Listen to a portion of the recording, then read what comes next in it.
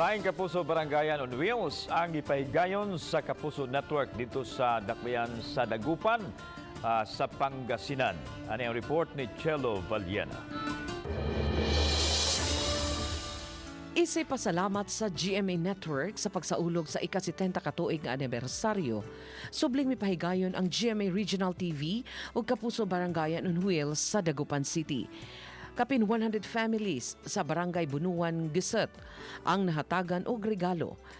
Lakip sa mga gasa ang mensahe sa kalig-on sa matag kapuso nga karon nakasinati sa pandemya.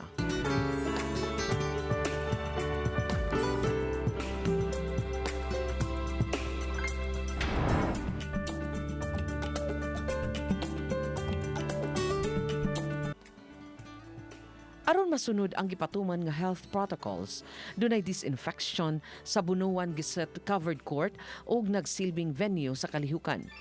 Ang mga kawani sa GMA Regional TV nagsulob og personal protective equipment, nagpatuman sa social distancing, naghatag og face mask sa mga residente, sawa pa sila miagi sa thermal scanning aron makasulod. Lakip sa nakadawat og gasa ang avid fan sa GMA Regional TV Balitang Amianan nga si Manang Virginia. 8 ka buok ang iyang anak ug pangisda lang ang panginabuhi sa iyang bana. Sobrang kakatulong po para may pangrahos ang isang araw po, may pagkain ng mga anak ko. Nagpapasalamat po kami sa mga biyayang ipinagkakaloob nila sa mga constituent namin.